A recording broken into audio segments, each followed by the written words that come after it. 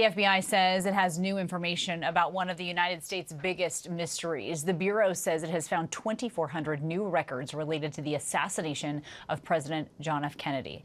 This discovery comes as federal agencies work to comply with President Trump's executive order to release thousands of classified files.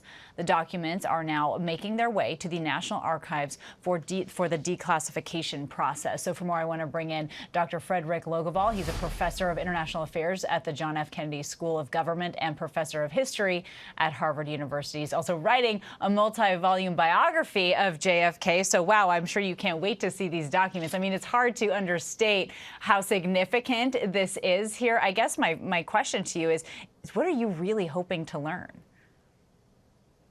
Well, I think it's just a stunning development. First, the president says we're going to release the 3,000 or so documents that we already knew about, those of us who work on this stuff. And then, as you point out, all of a sudden we have 2,400 more. So we're talking now about maybe 5,500 documents altogether.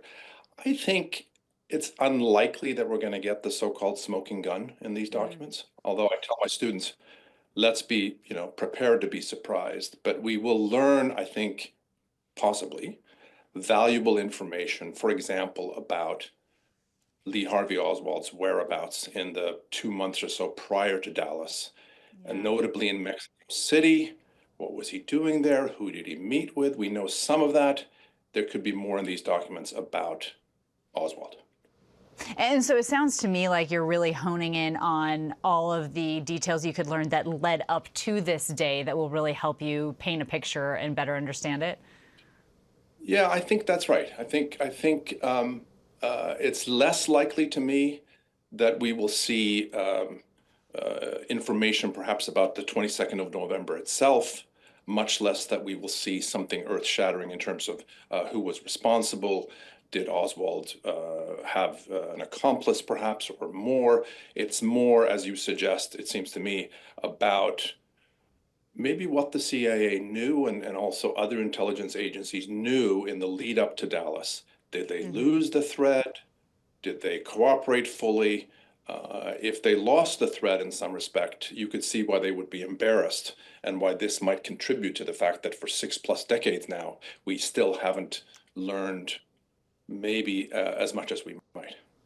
Oh, that's interesting. And as we know in a story like this, right, no detail is too small for people that follow it closely. But to your point, this kind of does raise some questions, perhaps, about what other materials, documents, secrets might be held by government agencies.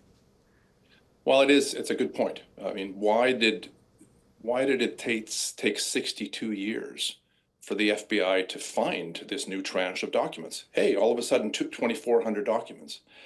And that also then leads to the question, as you say, what might other agencies have that we don't know about? As I said, I'm skeptical that this is going to overturn our understanding of what happened in Dallas, but there could be useful information regarding what I think you said, rightly, one of the most important developments in the modern history of the nation, namely the assassination of John F. Kennedy.